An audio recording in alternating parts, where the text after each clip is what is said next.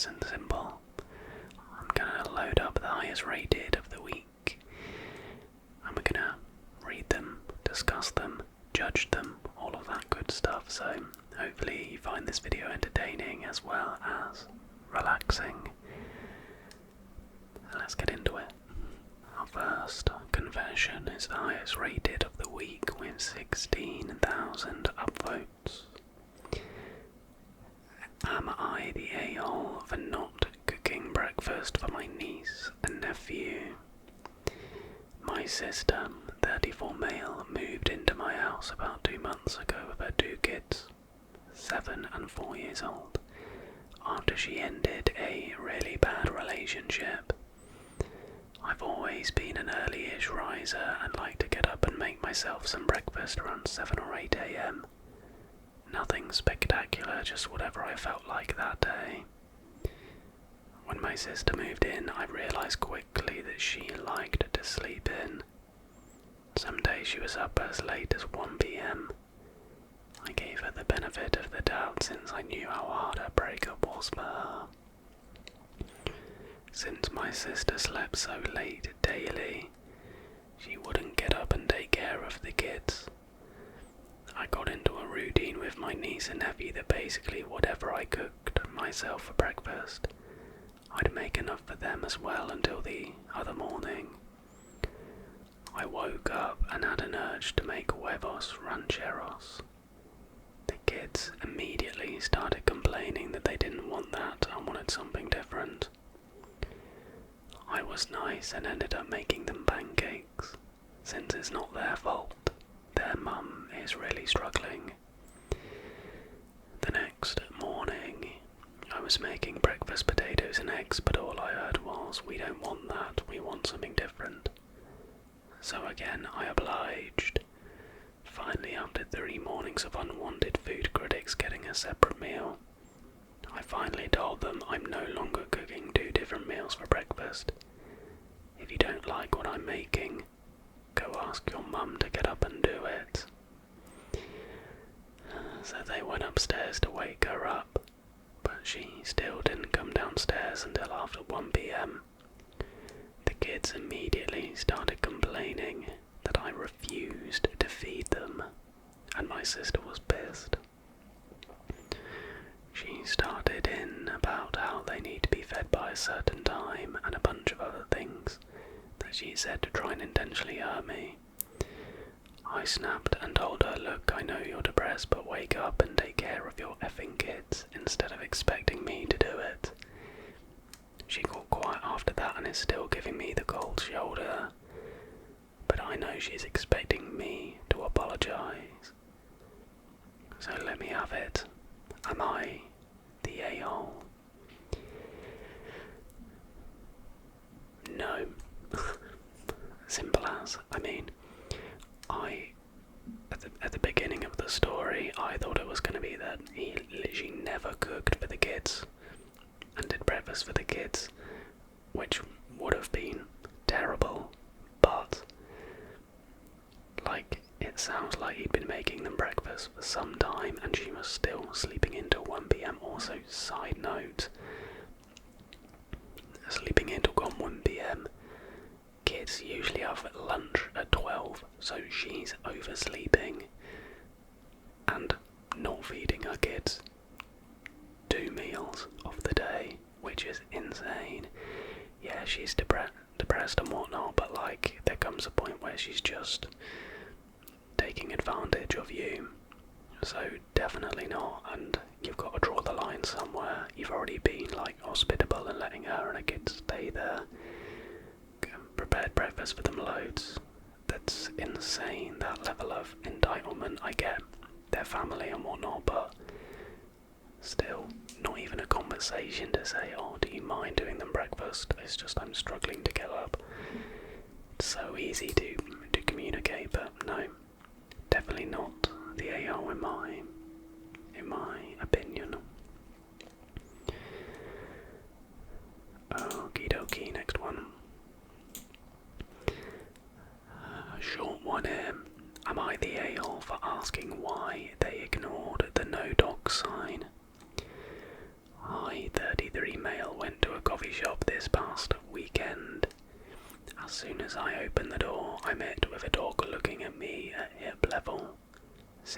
chair in this small shop.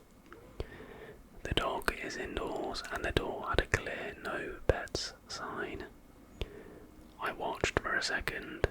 It clearly wasn't a service animal as she was letting it interact with several other guests. I asked her why she ignored the no pet sign. She ignores me. I asked her, did you miss the no pet sign? She immediately says, I think you should stop harassing me. All I was doing was asking why she ignored the no pet sign. The lady played the victim and called me an a-hole. Another patron steps up for her and the dude says, why is it an issue? Who cares? Tells me don't be an a-hole and drop it. I wave the guy off, tell him I care and that I don't like dogs. I say it's not hard to not bring your dog to a coffee shop that doesn't allow dogs. By that time it's my time to order. I complained to the employee you didn't seem interested in enforcing anything. The owner left on her own. Am I the a-hole?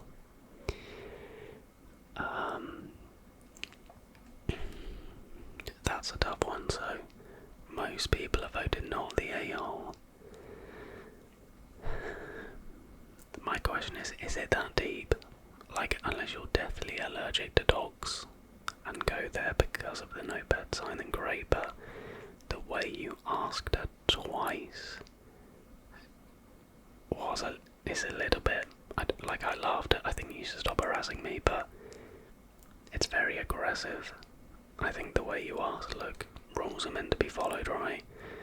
But at the end of the day, if the other customers are enjoying the dog being there, it would have just been better to not say anything.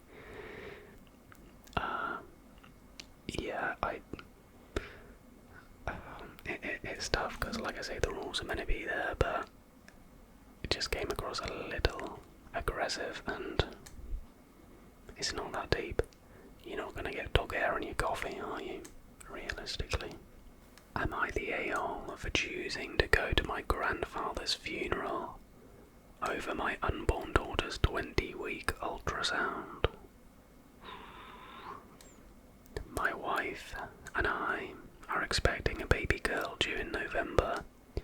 We're both so excited for it. I've been talking to her through my wife's belly, being excited, feeling kicks, all of the fun stuff. 3 weeks ago we scheduled the 20-week ultrasound.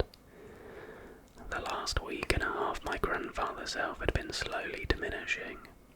I had a talk with my father and family and were told that sometime within a week of his passing we would have the funeral. This made my wife and I have to talk about the plan. I was to be a pallbearer at the funeral. She said she'd want to stay home with the dogs so we didn't have to board them, and that I could go by myself to the full 4.5-hour trip up north to my father's hometown. Unfortunately, my grandfather passed away late last night, early this morning.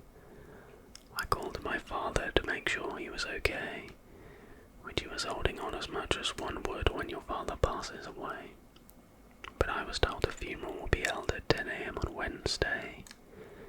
This just so happens to be the exact same day that my wife has the ultrasound.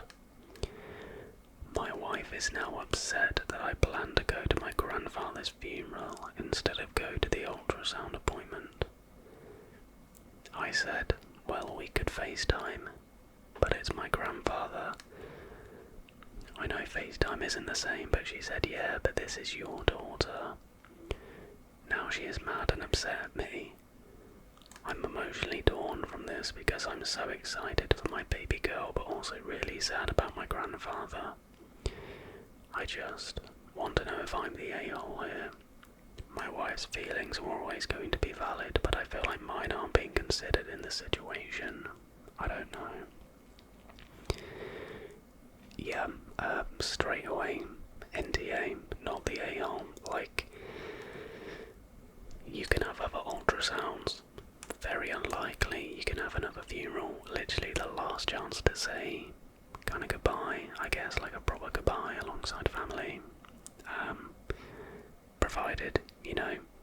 wife's health and everything is fine. The baby in her belly isn't going anywhere, to be honest. I mean, technically neither is the granddad, but you know what I mean. Yeah, I don't really think, and especially being a pallbearer as well, I don't think it's really much of a decision, to be honest. So, sorry baby. Right, next one, let's have a look. Okay. Am I the a-hole for telling a woman to keep her comments to herself in an elevator? This happened earlier today. I was waiting for the elevator in my office building. The doors opened. No one was directly in front of me, so I stepped in. A woman and an elderly couple were just behind me, but I hadn't seen or heard them until after I got on. As soon as I stepped in, the woman complained out loud that I didn't let her on first. I was caught off guard, but I apologised and said there was plenty of room for everyone, so it wasn't a big deal. I wasn't trying to cut anyone off. I genuinely didn't notice anyone behind me. She got on with the couple but kept going, saying how rude I was, how I had no manners, how people like me are what's wrong these days, stuff like that. This went on for at least a minute, maybe more, and eventually I snapped a bit. I raised my voice and said, could you just keep your comments to yourself? She went quiet, but the old couple sort of whispered something to her and gave me a look. Now I'm wondering if I just confirmed whatever idea they had about me. Like maybe I actually was the jerk here. Honestly, didn't mean to offend anyone, I just wanted to ride the elevator in peace. So am I the a-hole for finally telling her to be quiet?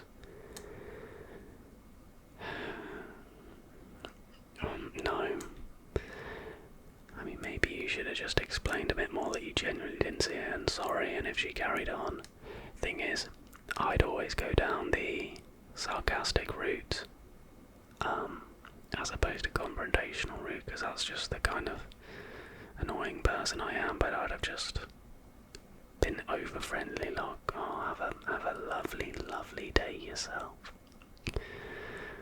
But ultimately, that person's probably miserable, and they went home with that misery and pent-up annoyance inside them. There's no way to be. But no, you know you did nothing wrong, so you can take the moral victory. Right, next up. Am I the arsehole for refusing to help my boyfriend's dying mother while planning a trip to Europe? Wow. Now to spoil, most voted not the a-hole. Which, there must be some crazy details in this, because straight away, I'm thinking, okay, interesting. I, 25 female, live with my boyfriend Liam, 24 male. About a month ago, his mum Tanya began claiming she's dying of cancer, but no diagnosis has been confirmed. Every hospital visit ends with her being sent home. A nurse even told Liam she might be faking. It started when she stayed one night at our one-bedroom apartment. That turned into a week of chaos. She refused AC and fans, said they hurt her skin, but blow-dried her hair daily. The apartment smelled awful. Everything had to be dark and silent, and she constantly demanded help. She even stormed into our bedroom at 3 AM asking Liam for massages. Brackets, we sleep naked, so that was awkward. She criticised our Buddhist souvenirs and insisted we hang a cross. Brackets, I did. And complained non-stop. She suggested we move in with her an hour from our job/school. I'm a full-time student with 2 jobs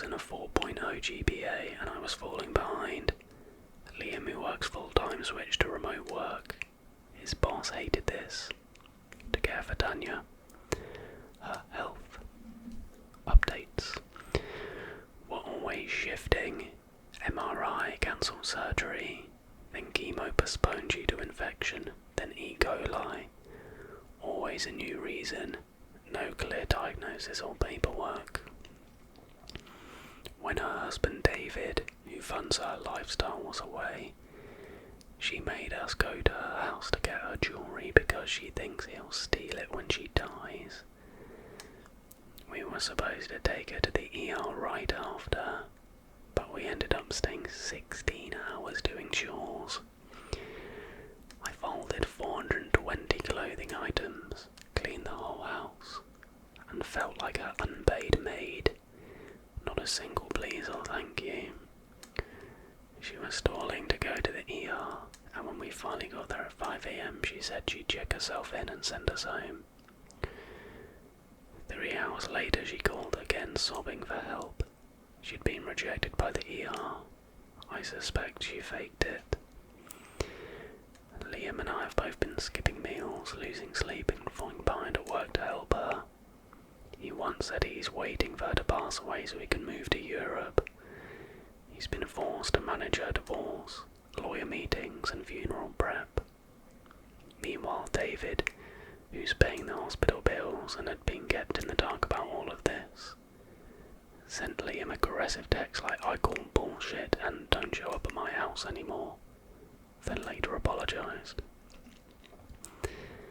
Tanya called again begging for help, but this time she wanted me, because David is jealous of Liam. I had clearly told Liam I needed that weekend to study for final exams, and going to that house alone seemed sketchy. Now I'm planning a 2 to 3 week Europe trip to see my mum, whom I haven't seen in over a year. Liam says he supports it, but called it a little selfish. He's asked if I were dying, would you quit your job to be with me? And if it were your mum, would you help her? I felt pressure to say yes, but truth is my family wouldn't lie to me or use me like this. I love Liam and want to be there for him, but I don't trust his mum, and this is starting to affect our relationship. Well, firstly, Liam is mental for saying if I were dying would you quit your job to be with me, because this lady clearly isn't dying.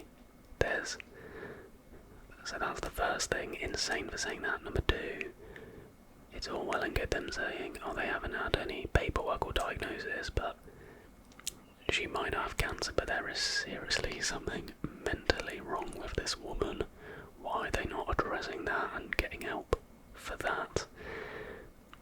It sounds like they're kind of just going along with, her saying she's dying and whatnot, but why don't you actually physically get a absolute definite answer? And if she continues being a nightmare, well, sounds like she's making her own bed, really. That's insane. I know it's hard when it's your own mum, but Liam needs to get real. You plan that trip, you focus on exams. And to say it's a little selfish is totally disregarding everything that you've done, let her move in and go do those 16 hours of jobs, etc.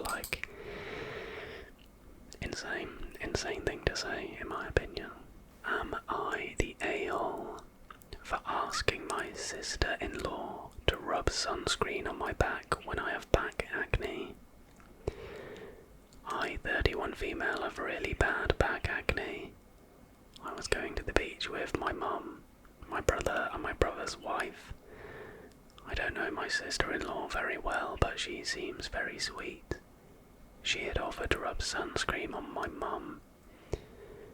After she was finished with my mum, I asked her if she can rub sunscreen on my back. She said she was happy to, and she did.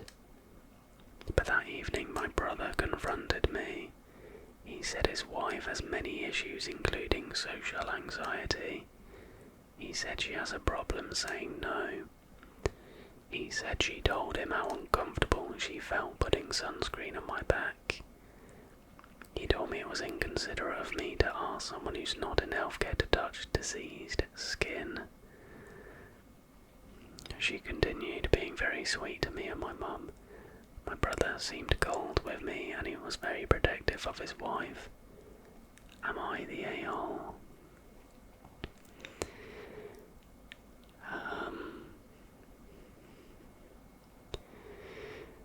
That's tough, because you kind of there needs to be more like context, right? It doesn't sound like she said, oh, would you mind rubbing my sunscreen, but just as like a warning, I've got acne. It kind of just sounds like you said, oh, can you do me? She got round there and then saw the skin, so probably needed to actually ask her properly and make her feel like she could say no if she wanted to.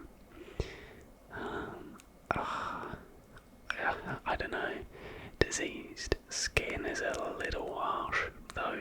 For acne, no. It's not like touching diseased skin, it's not leprosy. You know what I mean? That's a toss-up for me. I think a-hole is a little bit harsh, but if someone was in the wrong in the situation, it probably was you, to be honest, ever so slightly.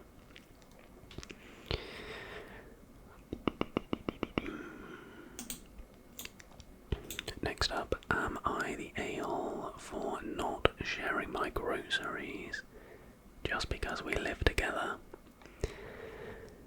I, 31 male, rent a flat with 2 other guys.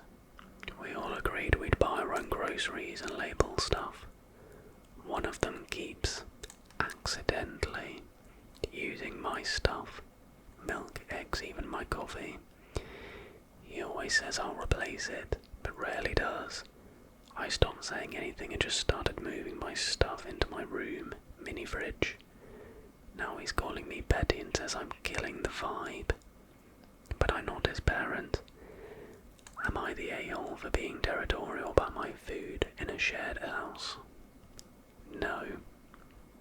Simple as. It's pretty simple. I've lived with, I went to university, and one of those years we just had absolutely our own things, but then 2 of those years it was a case of, if everyone's using the milk, for example, which is like a staple, when it's getting low and you're the one to put it into that danger zone, you go and replace it, or based on how much you've used of it, you replace it. It's really bloody simple communication. But yeah, milk and eggs is super annoying thing to go, so why not? But have a conversation as well. You could have just said, oh, can you please replace it when you use it? There is a level of pettiness there, but I'm low-key here for it, to be honest. Right. Next up. Am I the a-hole for not congratulating my friend on publishing a book? So, a friend of mine recently self-published a children's book on Amazon. She made a big announcement on social media about how excited she was to start this new chapter in her life as an author. She also texted me about it, and I responded that it was really cool, and that I'd buy a copy when I could afford it. I also asked what the story was about, and she told me I'd have to buy it to find out. Later, my husband saw the cover and was curious if it was AI generated. I asked my friend who her illustrator was, and she said she'd used Canva AI. Personally, I didn't really care either way, so I just didn't reply to that message right away. A few hours later, she followed up asking why I had asked. I wasn't on my phone, so I didn't see it right away. When I didn't respond, she sent another message basically saying, are you going to reply or not?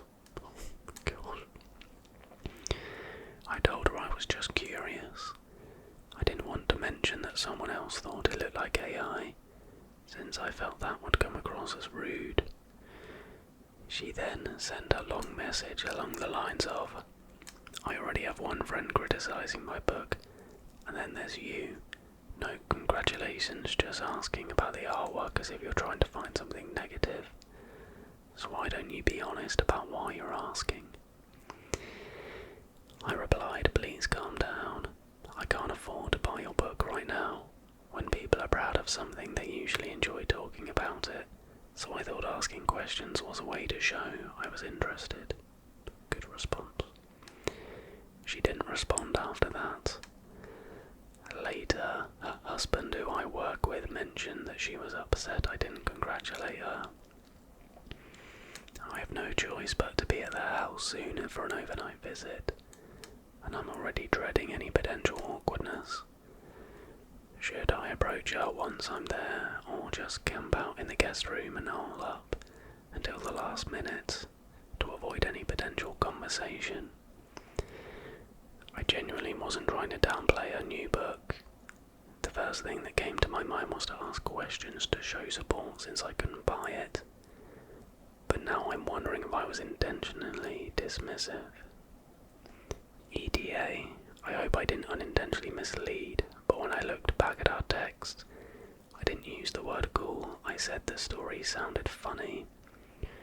And maybe that makes it better or worse. She marketed it as a hilarious story to read at bedtime, and the title has shock value. Now,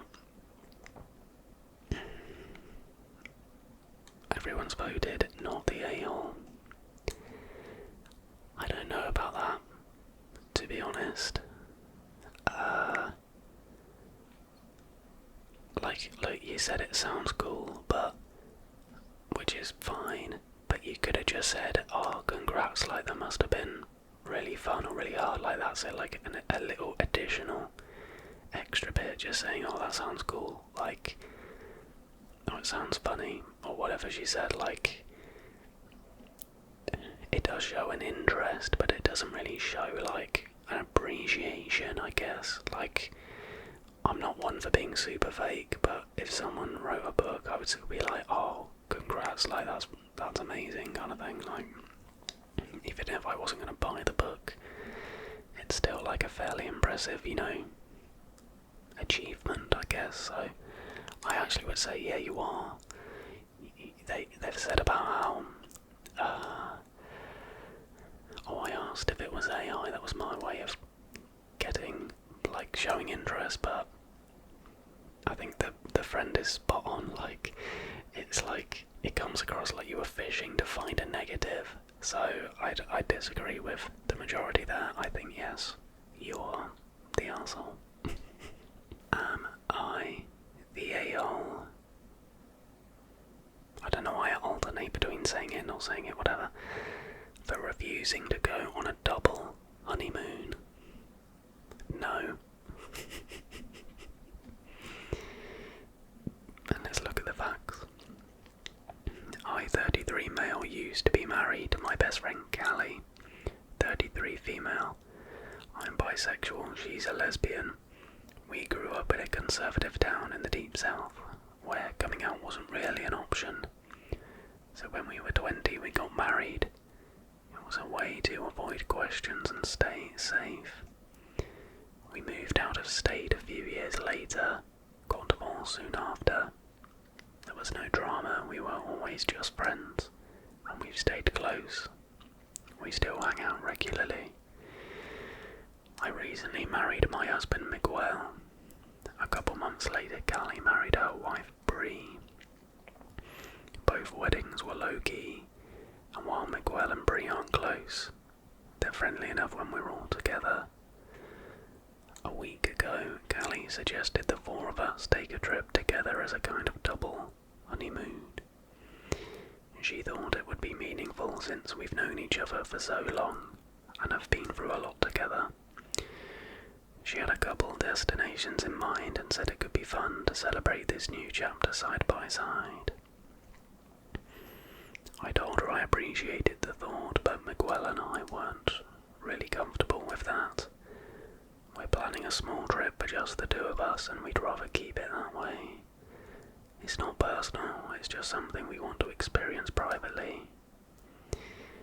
Callie didn't take it well.